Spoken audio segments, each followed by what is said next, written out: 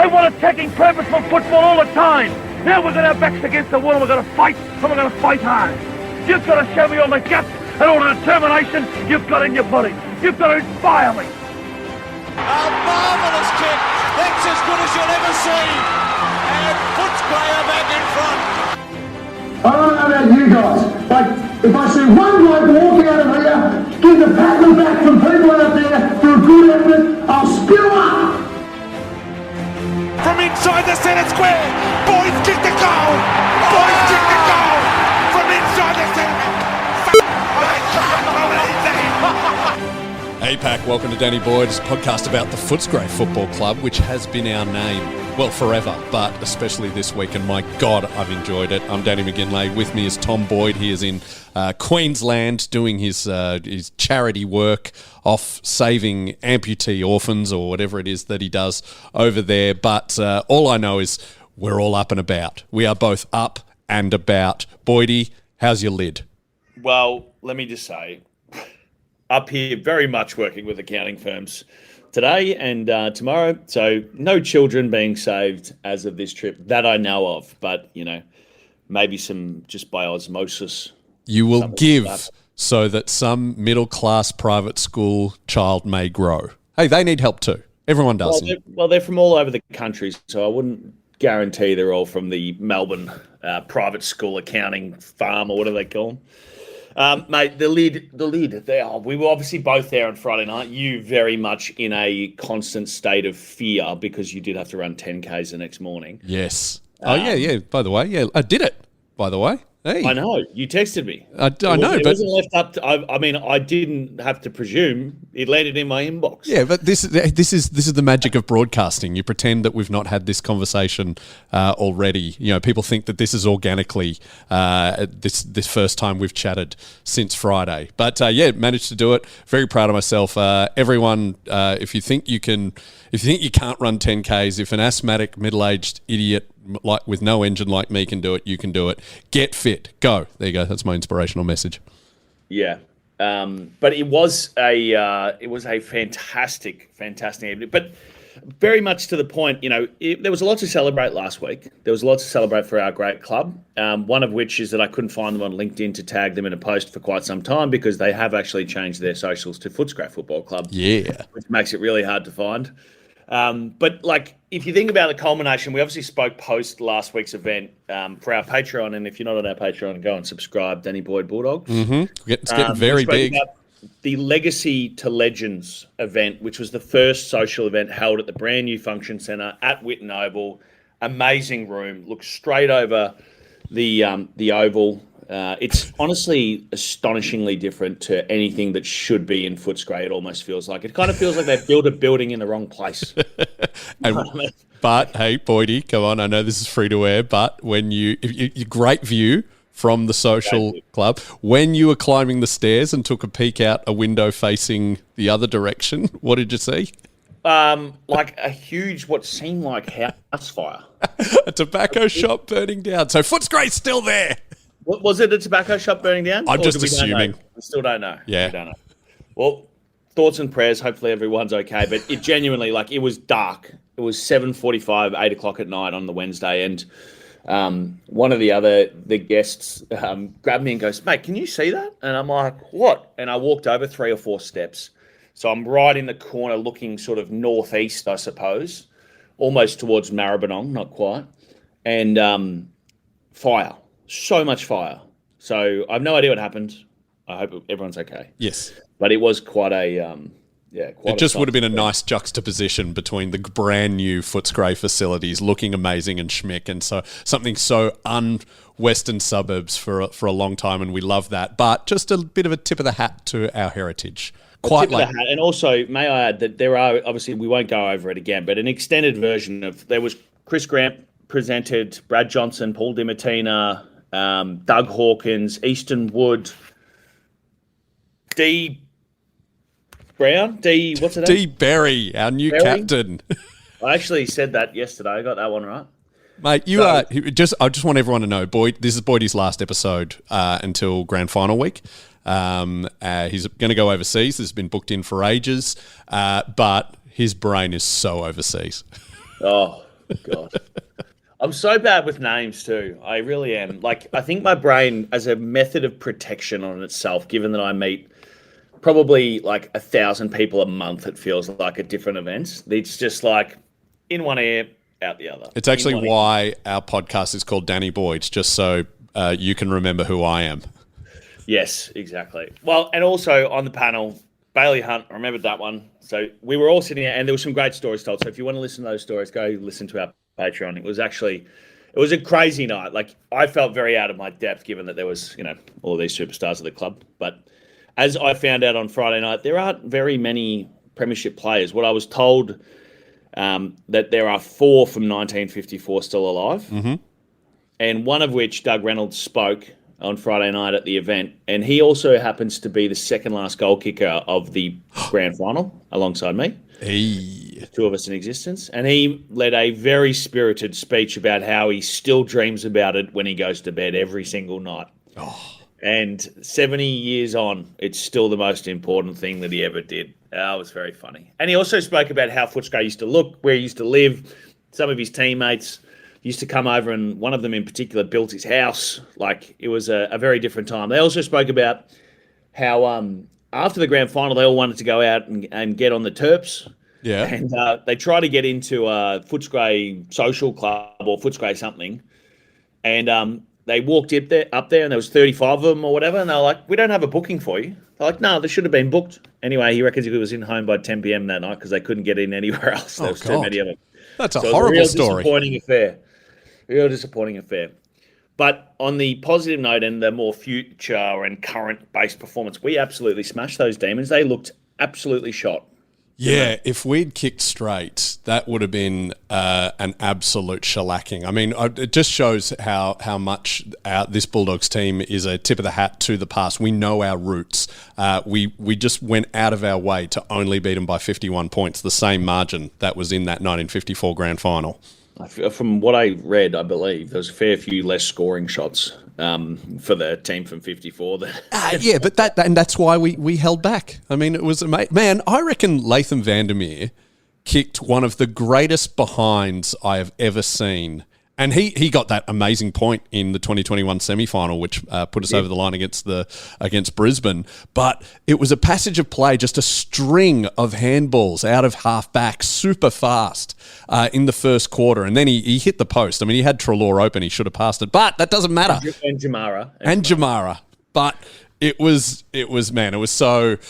It was just fantastic. And what was really exciting, I interviewed Easton Wood in the Coterie group beforehand and then at the social club. Easton Wood, what a champion. He chatted to everyone. He stayed down in the social club for half an hour longer than he needed to. Happy to chat to anyone.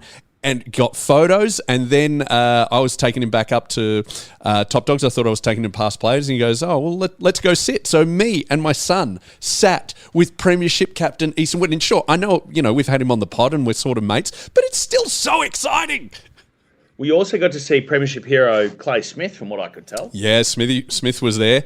He was having a very good night. I think he's in between his boxing fight, so he was allowed to have a few beers, and won't surprise you, Clay Smith had a few beers. It didn't surprise me at all. You could see the gleam in his eye. But also, if I am not mistaken, it seemed like he went on a run of doing one fight a week for like a month and a half. It was crazy. Every other week was like, announcement, Clay's fighting again. I'm like, again?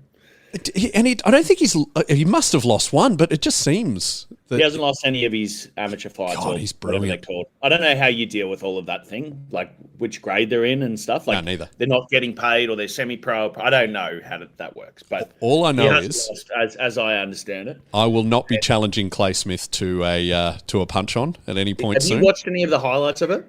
Yeah, I've glanced at it, but I don't know much about boxing. I can tell. You don't need to know. It looks exactly like the way he played footy. He just only knows forward, which is just and he just overwhelms these people and knocks them out. It's crazy. It's a shame he's not doing MMA, because considering he's had 28 knee reconstructions, so his anterior cruciate ligament has actually been taken from his glute. So a normal ACL is about 2 centimeters wide, but his is about 20, so it wouldn't blow out. So if he was allowed to kick, I mean, he would kick with the force of the Hulk. Yeah. I think him just using his hands is good for his knees, personally. He Yeah. doesn't need to be like wrapping his legs around anyone and twisting, and no, that scares me for him. But mate, the game, it was fantastic. I must say, like to your point on the Lathan point, it was that for me. Like I was like, holy shit, this is the best passage of play we've had for the year. Like Oh, we man. looked like a Decade. premiership side or Yes. a top four, whatever we're going to call it. I did talk to Kylie on our dear Madam President on Friday night, and she said, "Can you just tell Danny just to calm down a little bit, please?" I do. And is she talking on the pod? Because my lid has been off the last few weeks.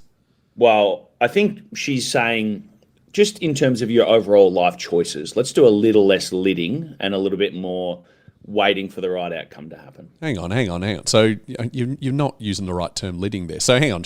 We were sitting near there. I was cheering quite loudly because we were winning. Definitely not over the top. I was sober because I had to do a 10K run the next day. Managed to do it. You were drinking a full strength Coca-Cola though. Mate, baby step. What? I'm not drinking Coke Zero. Come on. That stuff will kill you.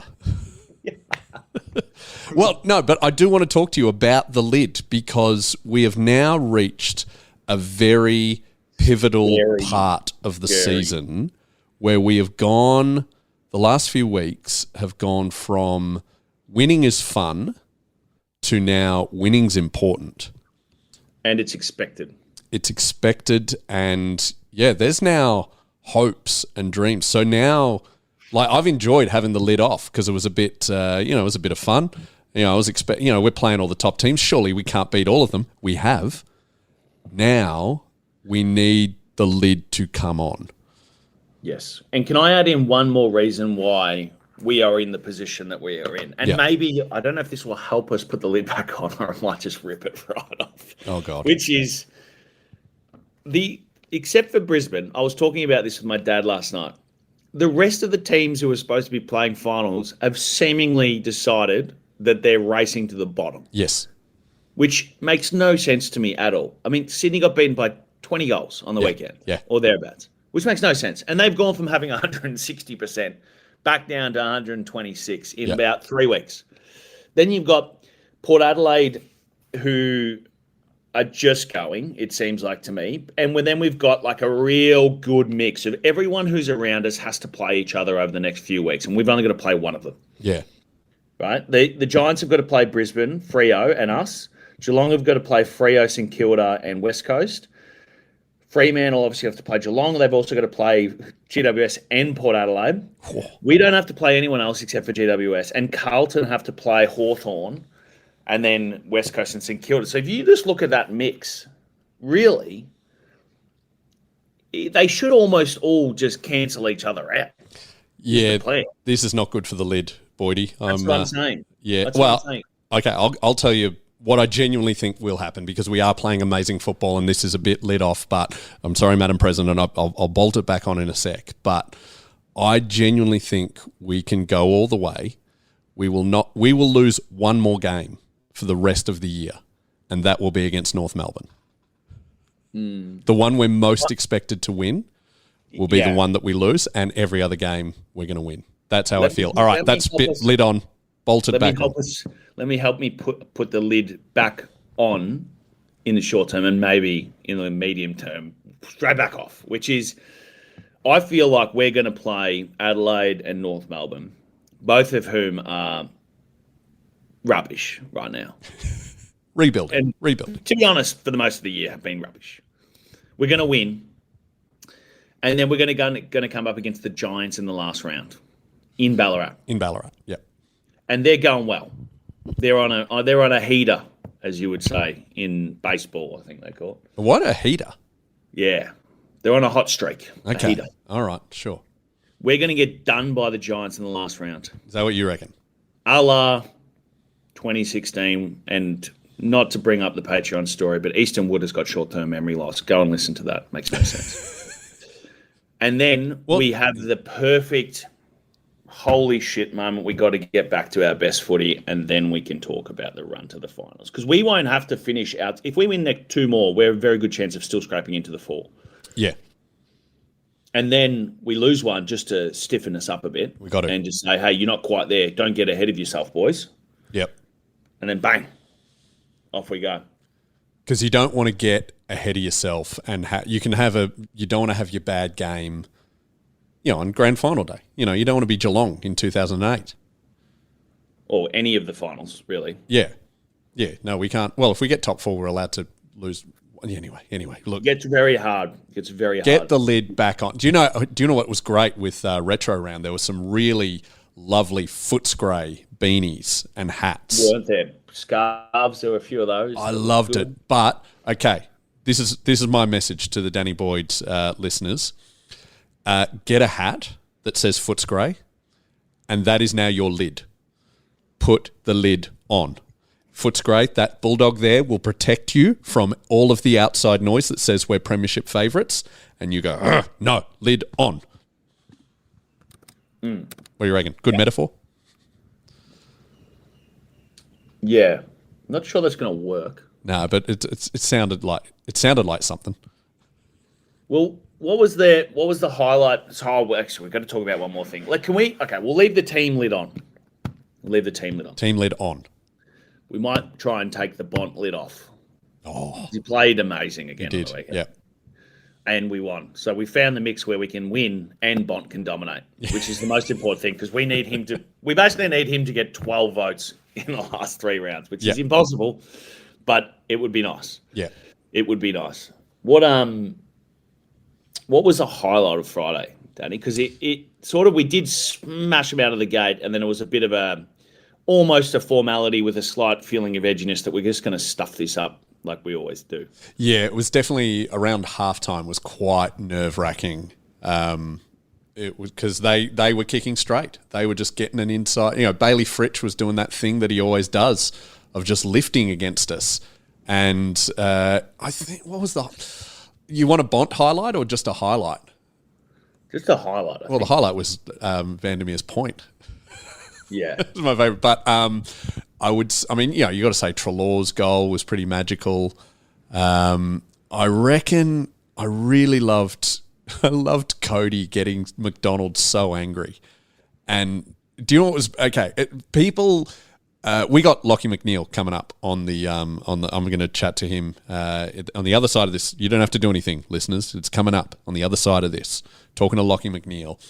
I am going to ask, McNeil does cop a lot of flack on social media, as does Latham Vandermeer. And people, I'm so angry at some people who say, what is Vandermeer's role within the team?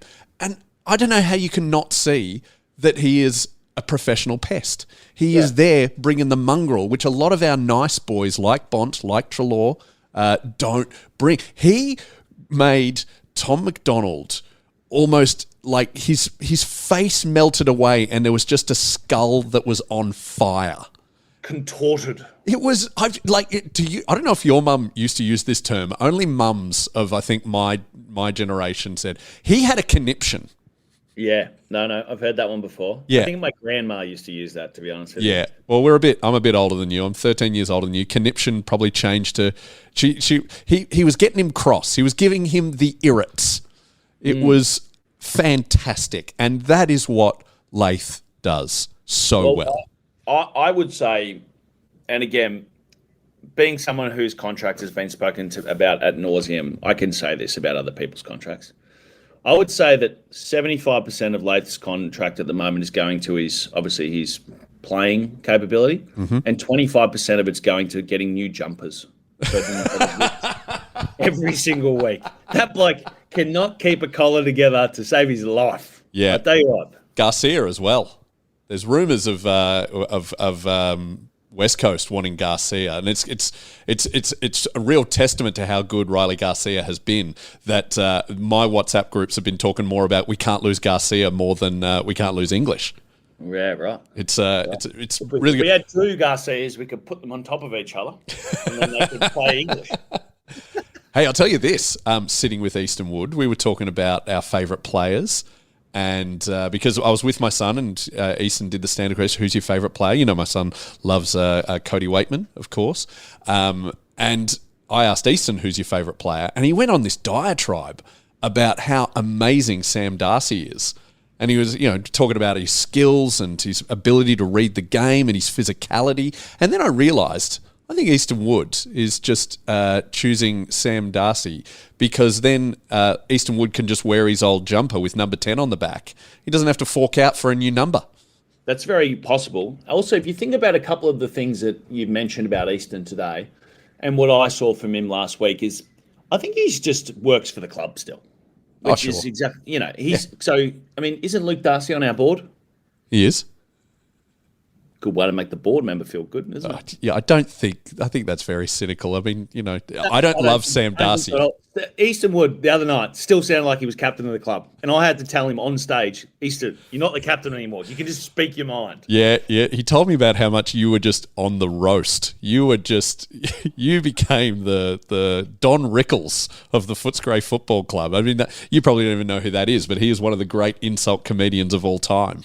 Let me just say it was like shooting fish in a barrel with Easton. It's not hard. It's not hard. Like, dead set. Again, go listen to the Patreon. It's like he's writing a fantasy story about the Bulldogs just for Bulldog supporters, which is great. Except for most Bulldog supporters, actually can remember what happened 8 years ago.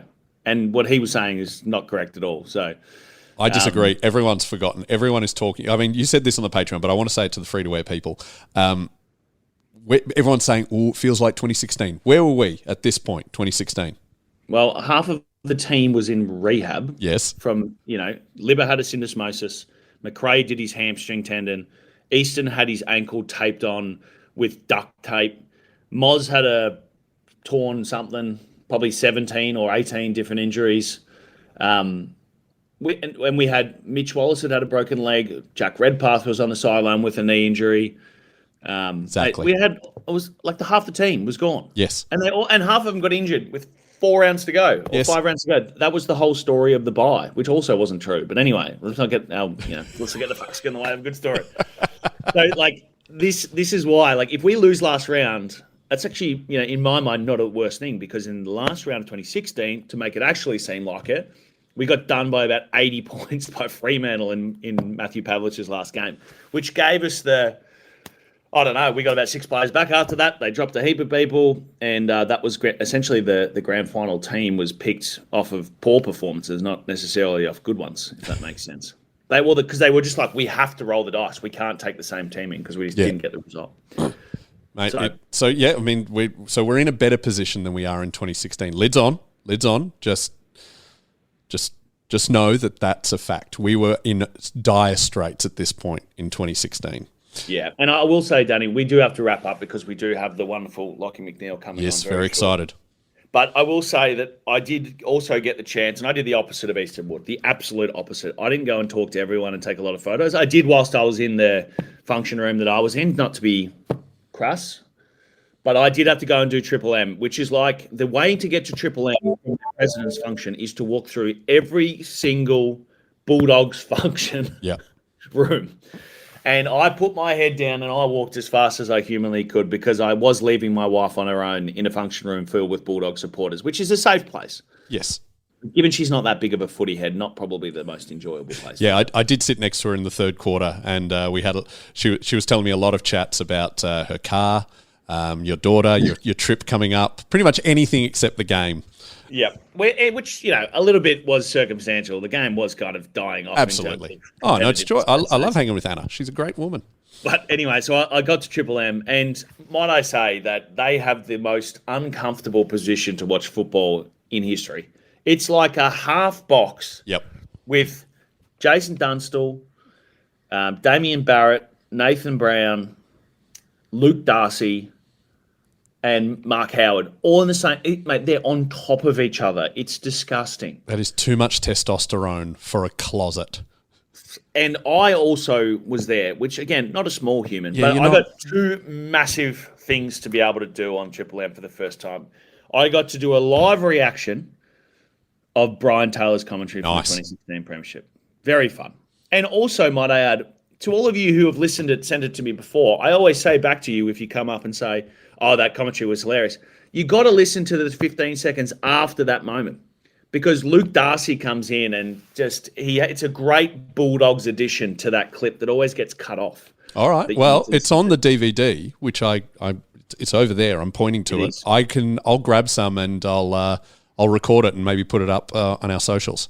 It's very important to listen to Luke Dacus because it just gives it that Bulldogs flavour. Because his commentary of the prelim in particular was magical. It was. Like, you could just tell how much he loved it. Yes. So you can still you get that feeling after the hilarious Brian Taylor story. The other thing, Danny, is I finally shouted out the Danny Boyd Bulldogs podcast. Yes. On Triple M. 4 years into it. You have finally. I go on holiday and I'm not going to be on anyway. It's all right. I've got some very, very good guest Toms lined up.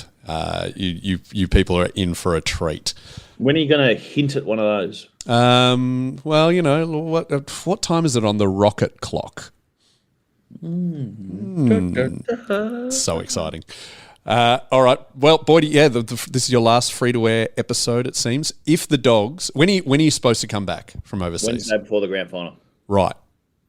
How deep do the Dogs have to go before the thought of all the cashies make you cut your holiday short and you come back to speak at the North Reservoir Roosters or whatever? I will be back on the Wednesday morning and I'll be ready to work by Wednesday morning.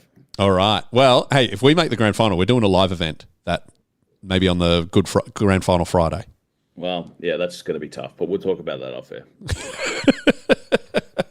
One of those days. I believe an evening would be best. Yeah. Problem is I'll work at Front Bar on the Thursday for their grand final show. Anyway, this is for off air.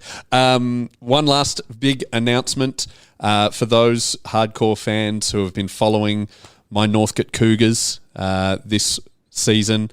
Had a tumultuous match. They got into the finals. What they do in the Yarra Junior Football League is the finals for under 10s is a Lightning Premiership Day where all the teams that have made it play against each other, 2 10-minute halves. We won. My Cougars won the grand final. Well done, lads. My son wasn't there for the final siren because he set up the winning goal and then in the celebration, the captain booted the ball and it hit my son square in the face. He's got a massive bruise. Can I also add that it is impossible for my brain to be rewired from 15 years ago to not think about a certain ad on television every time I hear the word cougar. I can't get away from it. There's nothing I'll ever get away from. Not even the phrase under 10s doesn't... No, that's what I was thinking. I was like, this shouldn't come into my mind, but I was about the same age when I saw it, you know? Yeah, so it was a pivotal age for you. That makes sense. All right, Boydie, well, have fun overseas. We will chat to you and the Patreons next week. We'll see if we can get you, if you can record something on your phone, a little thoughts on the game. We'll, that would help for broadcasting. Well, we can also, the time difference is feasible to actually have a quick chat in your evening. If your wife and child will allow you to do a bit of work, although this isn't work, this is fun. But enjoy what countries are you going to? Denmark, Greece, Italy, France. All right. Sweet. Well, make sure you get a lid while you're there. Put it on. Can't find one over there, mate. Nah. All right. Lid off. Do it. All right. Lachie McNeil. Talking to him now.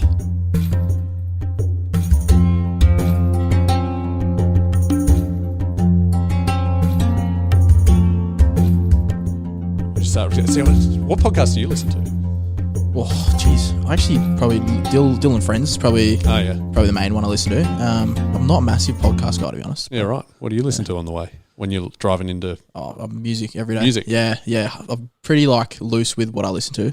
Very much just whatever I feel like that morning. If I need to get up and about, it's something very high tempo, something. But yeah, because you're born 2001. Yeah. I mean, I'm born 82, so our music tastes are going to be polar opposite. What are you listening to? And if I've heard of one of them, I'm going to be impressed with myself. What am I listening to? Music-wise, you name any of the things that are on. Are you Spotify, YouTube Music? Yeah, I'm actually Apple Music. Apple Music, nice. A bit different. Probably not the most normal topic, but I don't discriminate. I like Apple Music, so yeah. Yeah. So what artists are on the Lachie McNeil Psych Up playlist? The Psych Up playlist. Yeah, it's pretty boring. It's just the old Drakes, Travis Scott's, very, very, very basic ones. I don't know. Yeah. I've heard of Drake. Yeah, I'm impressed with myself there. Yeah, that's a good start. Yeah. They're probably the main ones. Yeah. What other playlists are on there? You got the Psych Up one. Have you got to Calm Down? I've always got like a sad songs one, just to sort of like make you feel a bit of something, and then you sort of bring yourself back up. Okay, what's on that? You could almost roll down some Taylor Swifts and some, real sort of like mellowed sort of songs. Yeah, nice. Just to get into the heart, I guess. So yeah. And what do you do like pre-game?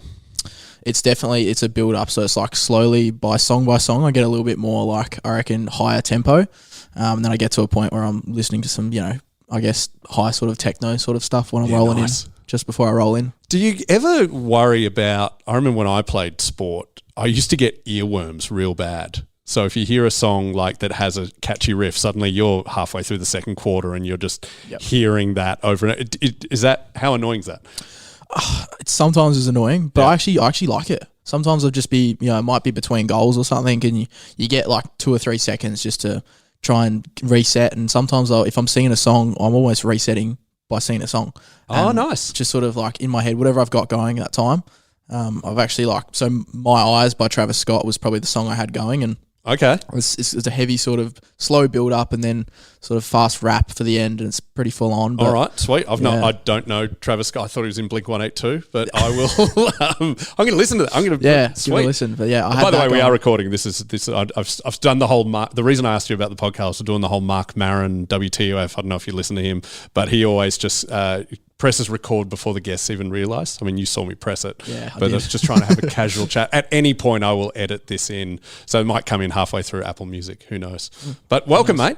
Yeah, thank you. Thanks for having me, Danny. That's all right, man. We've only got you for a few minutes, so I just want to point out I have loved you ever since round 2, 2021 against West Coast, where you did this amazing bit of play, and I was trying to find it on the highlights today, where you did this almost sidekick on the wing. You've never done it again, but did you get told not to do that? Or? I don't know. I feel like if I had the opportunity, I'd do it again. Yeah.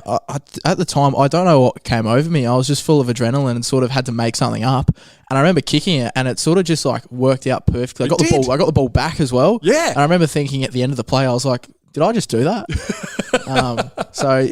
Hopefully I'll bring it out again soon. I think it's a confidence thing that hopefully you'll start to see that kind of stuff coming from you. You are soon. absolutely building in confidence. And something I'd forgotten in that game is you set up Lath to kick the goal that puts us in front. Yeah, that was pretty cool. You had a blinder that day. Yeah, that was some really special moments. The sort of like ones that make you sort of feel like comfortable at AFL level, I guess, to, be yourself and try and play exactly how you want to play. Because you missed out on the first draft, is that right? You were overlooked? Yeah, I was overlooked in my actual draft year in 2020, I think it was. So that was disappointing. Yeah. How'd you get over that? Or what do you do? Was there clubs saying, look, you might be there, or is it just like silence? Yeah, I actually went out and I spoke to my state coach, and one of the ideas we came up with, we actually emailed every recruiter to say, hey, can you give me some reasons as to why I didn't get drafted? Great. So I sent out a massive email, and I got some fantastic responses, which was pretty cool. Not everyone responded, but I got some really good ones.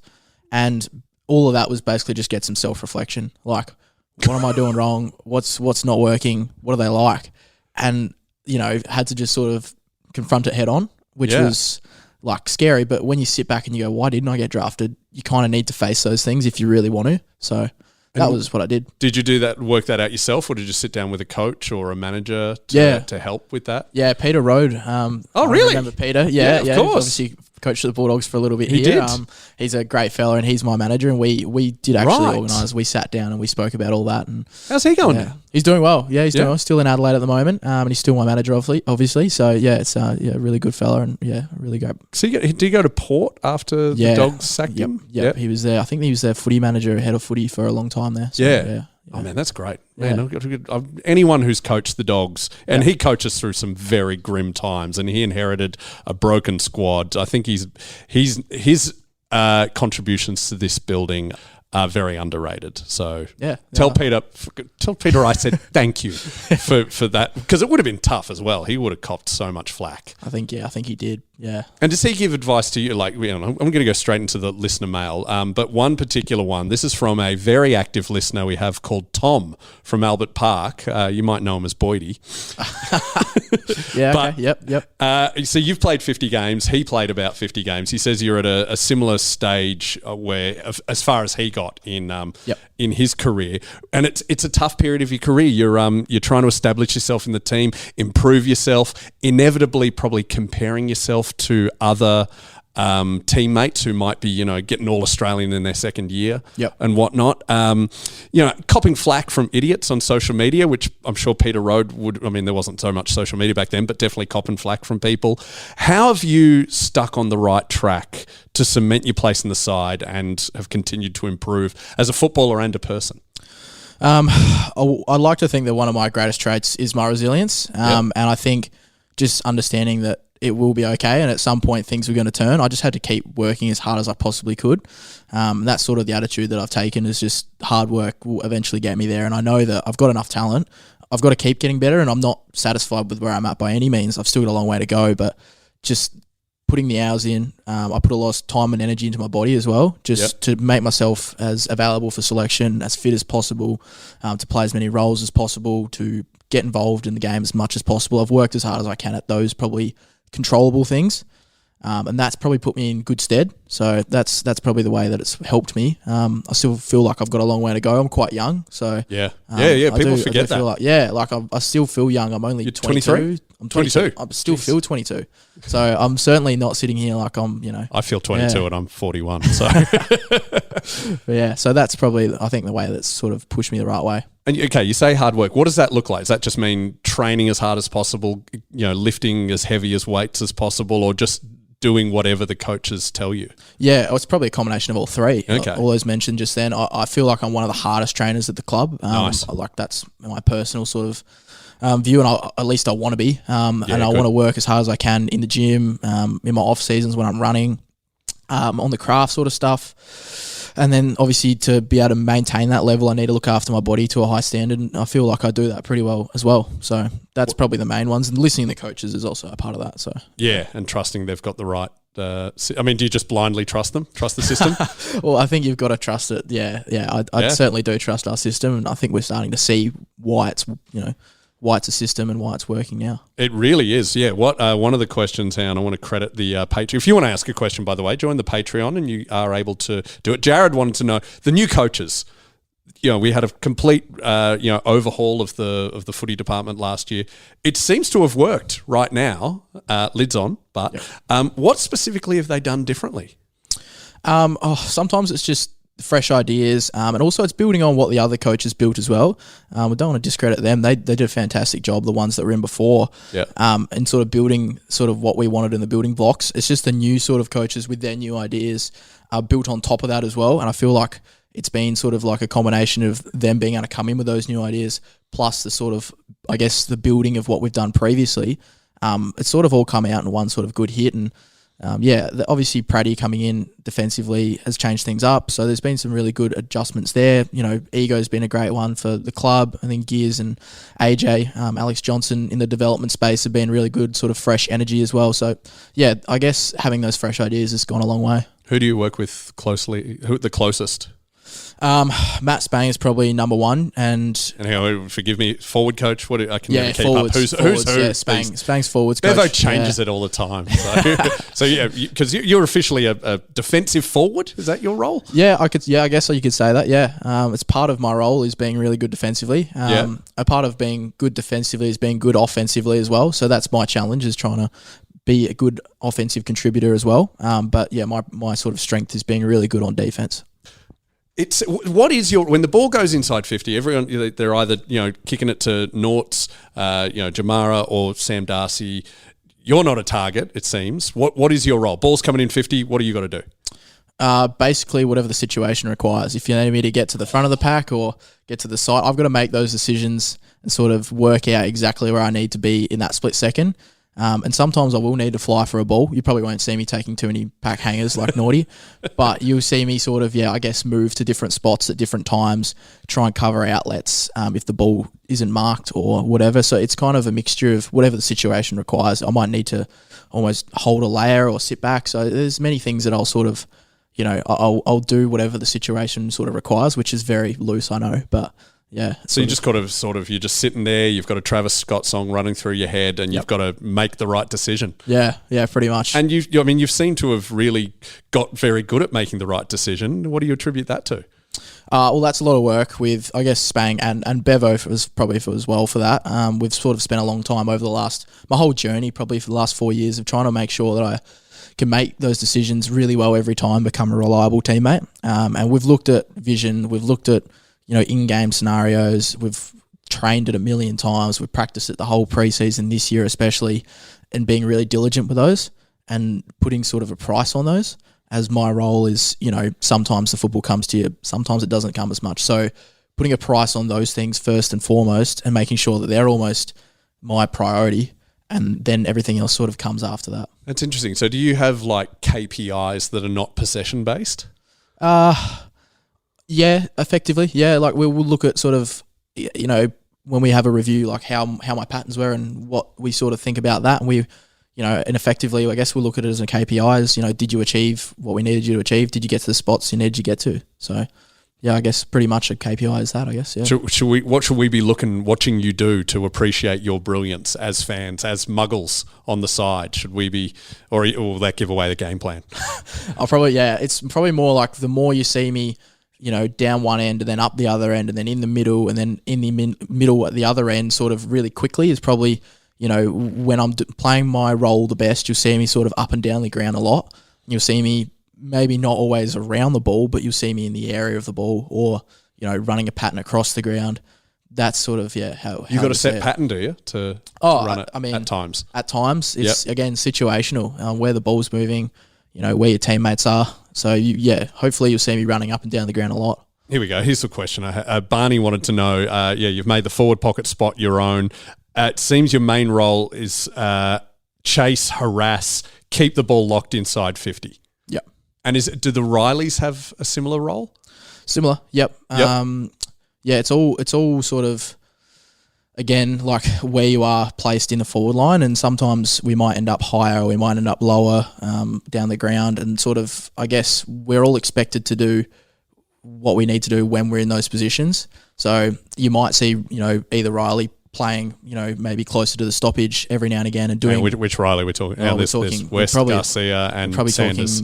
West and Garcia predominantly. Okay. Sando's probably more of a midfielder. Well, you still see him up forward, but I guess you'll see them all sort of doing the same thing. But it depends on where they are on the ground, but we all do similar patterns. Westy's probably... I guess, taking his game to a new level, which has been really good with his sort of patternings and how he's gone about it. Patternings, good word. Just the way he goes about it, I think it's been really good to sort of almost for me to go, hey, like there's a guy that's just worked really hard and it's sort of slowly like come to fruition. Probably, we both would have liked it to have come to fruition quicker, but now you can see that Westy's getting those rewards, and I'm obviously striving to try and be as good as Westy and get to where he is. Yeah, I mean, it's so exciting with all the Rileys looking like they're going to overtake the Baileys. Yeah. Who would win a basketball match? Our 3 Rileys versus our 3 Baileys. Riley Garcia's not the greatest basketballer. He'll hate me for that. Sando, I haven't seen much of Sando shoot. I don't know. I feel like the Baileys probably, yeah. Especially if the Baileys use Bailey Hunt from the AFLW program just as a sub. Yeah. We've got one. I mean, there's 2 Lockies, you and Bramble? No, we got 3. Lachie Smith as well, young Smith. young ruckman as well. So there's a few. So the Lockies could come through. Yeah, we've got some height with Big Fossil. Here we go. Fossil. Yeah, Brams is very nifty with the basketball. I'm horrible, so I don't know if I'll be helped. Maybe I'll just get some rebounds and pass well, but nice. I'll stay in the corner maybe. Some good patternings. Yeah, good patternings. How is it though that you and Lockie Bramble both play your 50th in the same week? Yeah, we're locker buddies as well, obviously being 29 and 30, and yes, he's like very quickly become one of my close mates, and it's been really exciting to see sort of him come in and almost take to that halfback role as well as he has. It's been pretty cool, and he's really grown in confidence probably the last couple of weeks. Yeah. We've all seen that. He's so. been amazing. One question we get, this is a standard thing of who is your favourite teammate? Would it be the other Lachie? Or the wording of the question was, who's your favourite teammate and why is it Tom Liberatore? But Oh, gee, that's a really hard question because there's so many players I could go through. Yeah, absolutely. I'll talk more forward line and a guy that I spend a lot of time with in sort of my area when I'm playing forward. Yeah. And I think, we all love him, but we also sometimes look at stats and stuff. But, Cody Waitman's last 3 or 4 weeks, he hasn't kicked 5 goals every game, but he's been absolutely phenomenal for us, and he's a barometer. Obviously, we all know that, but it's the underrated things he does, and he's been so good for us. And you really notice when he's not playing. He's one of those guys that, when he's not playing, you really sort of look around and you go, damn, I really wish he was here right now, just to help me or to, get that energy level up almost. And he just does the really good things for a team as well. So he's probably the guy that at the moment in my area, I'd say my favourite teammate is. We just, Boydy and I talked earlier in the episode about Lath's role and how much they just really turned the Tom McDonald into a Hulk-filled rage monster. Is that a specific role, or is that are they just annoying when you play against them? When you play against them in training, do they ever they ever made you just have a conniption? Yeah, well, so one of Lath's greatest strengths is his ability to be that sort of aggressor and that sort of challenger. And I think when you're putting pressure on half-backs and, a good opposition defender and sort of getting into their skin, getting under their skin, it's so underrated. And that's Lath's role. He is, not talked about as much as he should be. Agreed. For what he does. Agreed.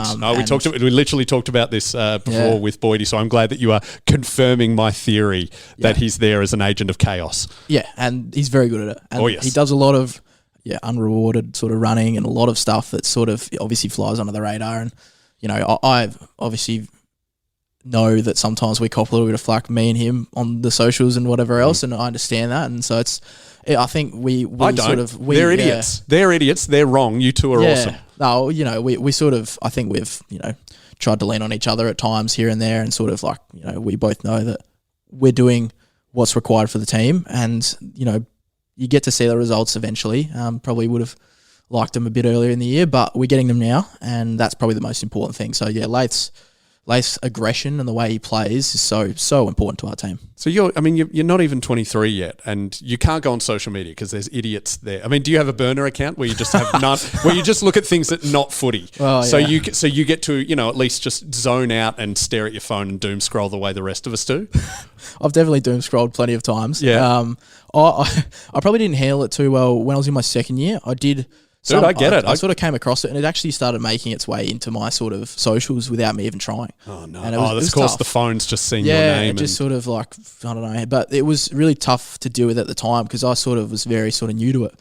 Now it's a bit different where maybe 2 years ago I might have thought about getting a burner and being I'm going to get some people back. But there was never that sort of thought anywhere in the last 2 years. And this year especially, it's just been purely about, head down.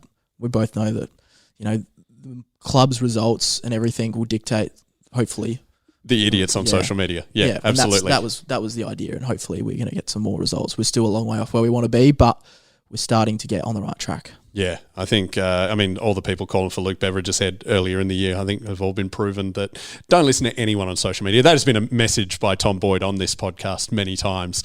Don't listen to any dickhead, especially not me.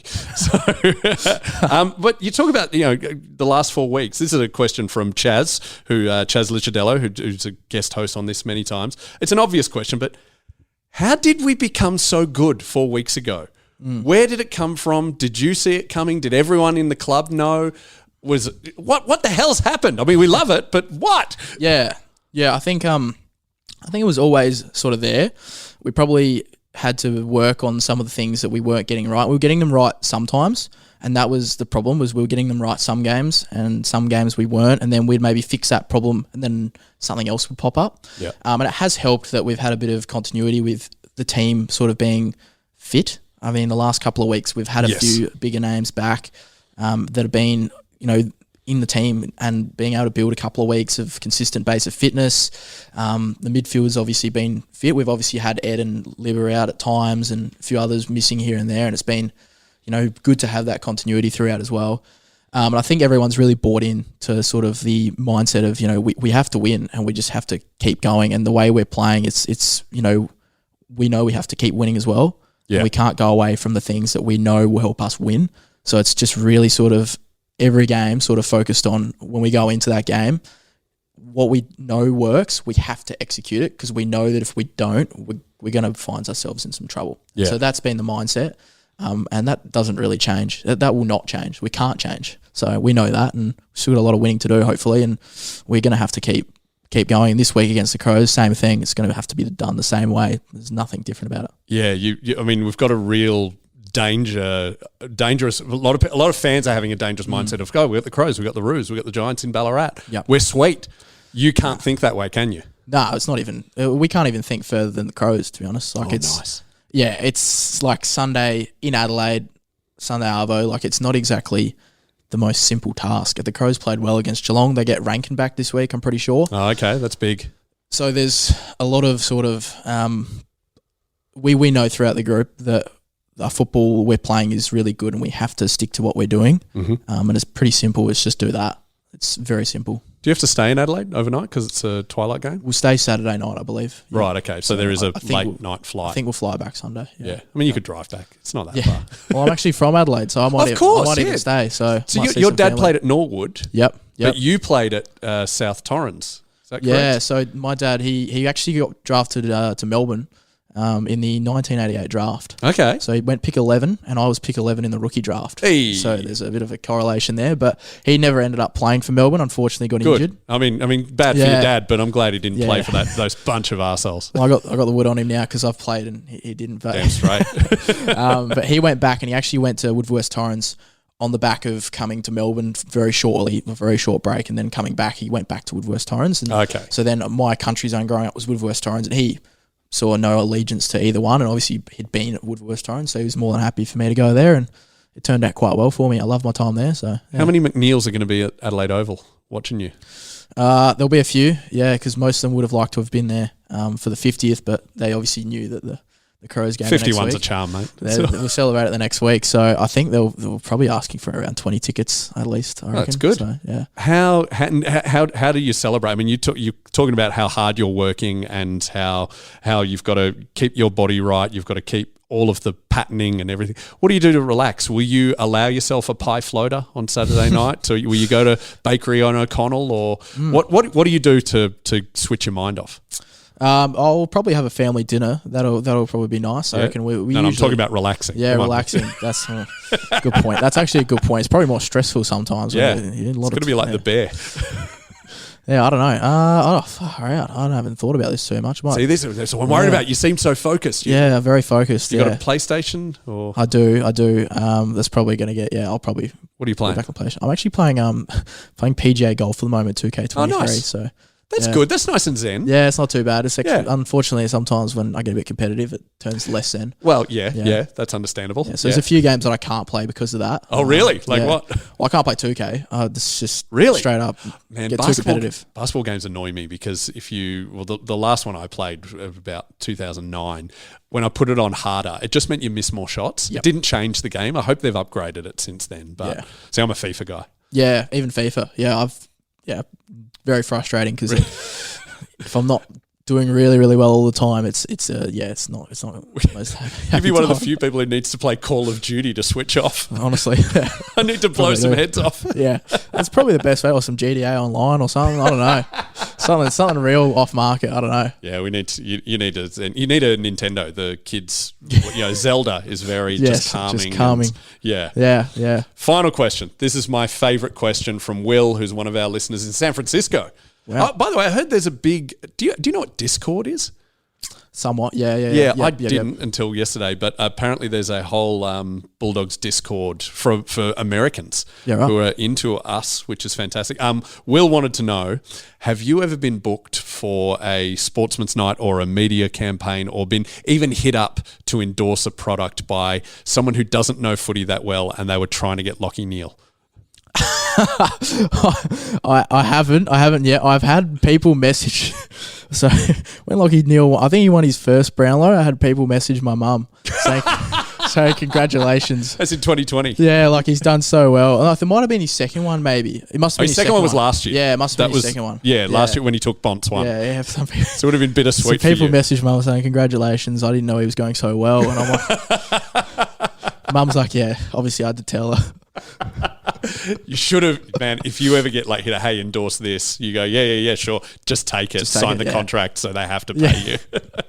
Yeah, that's a good way of doing it. I like it. Yeah. All right. I just remember, I know I said that was the final question, but I want to finish on not a dumb joke, but this was a great question that we had from Chaz. Is there any, I mean, the list is just absolutely pumping right now. Is there any players that we haven't seen play seniors yet that you are expecting to be a gun? Well, there's the obvious one in a good fella in Jed Buslinger. Yeah, we're waiting on him. What's his nickname? There are so many options. Oh, so Bus is probably the main one. Boring. It's pretty boring. Yeah. Jeez. What are the other ones? There's like Gunslinger and, you know. Yeah, I think it's variations of Buslinger. Yeah. Yeah, we'll work on it. Yeah, we gotta keep working on that. Yeah. There's definitely a lot of ammo that you can work with on that one, I reckon. Well, as much as I really want to see Buslinger, that would mean someone's injured or dropped out. It can be a nice surprise for 2025. Yeah.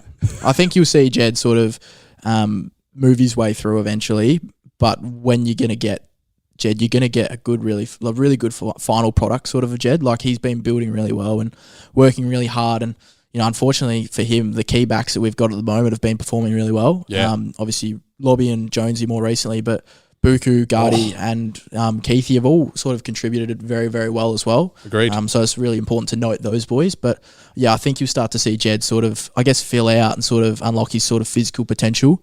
And you'll start to see him sort of integrate in eventually. And when he does, I think he'll be a very good player. Oh, see, the future is so exciting. I mean, you thank you so much for coming on. Thanks very much for working your ass off and giving up your own mental health and PlayStation time and whatever. You're looking sweet, so I'm guessing you haven't had a chip for 5 years. No, never. We are so grateful for your sacrifice, and we can't wait to see you win a flag this year.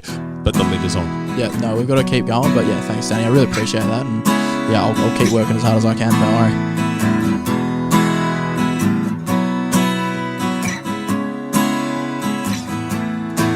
I gave my childhood to that role of the red, white and blue sea, and the knowledge that you had to love the Bulldog boys and me. 20 years on, I feel that longing hanging in September air. But the reason I go every week is to pretend you're still there. And they will find the glory one day, and I will throw it at your feet. It's a long, long road they're running for you, the dogs of Footscray streets.